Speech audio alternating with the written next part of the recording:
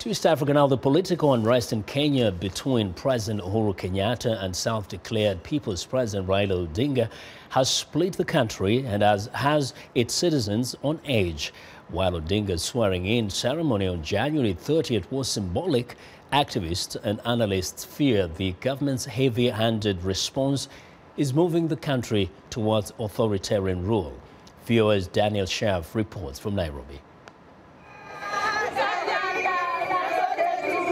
Protesters marched on Thursday to Kenya's Parliament building, demanding more diversity in President Uhuru Kenyatta's cabinet.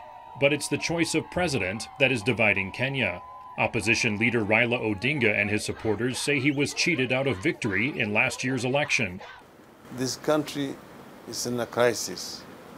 Anybody who is saying otherwise is living in denial.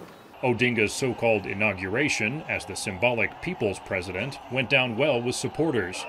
But Kenyan authorities responded by suspending independent television broadcasts, arresting opposition leaders, and ignoring court orders to stop. If they allowed Raila to go ahead and people saw what happened, that would be it. I don't think it was going to cause much of an issue. But you see, they want to show you who is the boss. Kenya's Chief Justice issued a rare statement warning that the government's actions were against the Constitution and threatening the rule of law. I think what has been going on is taking us back to 1982, when we had a one-party state, where people used to be picked, opposition used to be oppressed, and I think the state of the nation right now is not very encouraging. But government supporters are skeptical of the opposition. I don't think the government is doing any wrong. We are in a situation where people don't value the government, and they also disrespect it.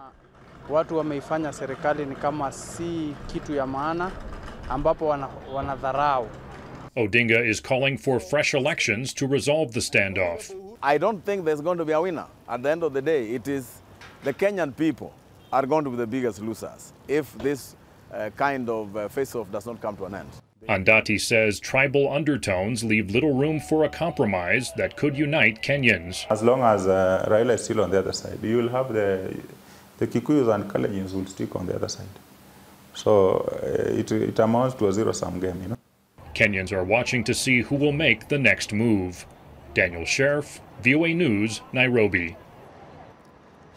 Kenyan lawyer and opposition member Miguna, who was recently deported by the Kenyan government, says he is determined to regain his status as a Kenyan citizen and return home.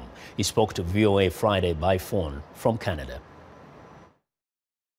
I'm challenging the illegal action by the illegitimate government of Uhuru Kenyatta and William Ruto. And today my lawyers filed a petition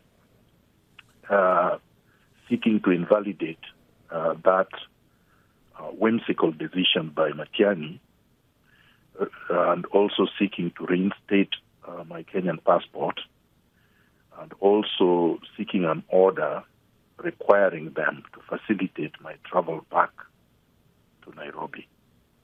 So that was filed today. Well, Miguna, who was accused of treason for attending the symbolic presidential inauguration of opposition leader Raila Odinga, insists that Odinga is the true president of Kenya and not Mr. Uhuru Kenyatta.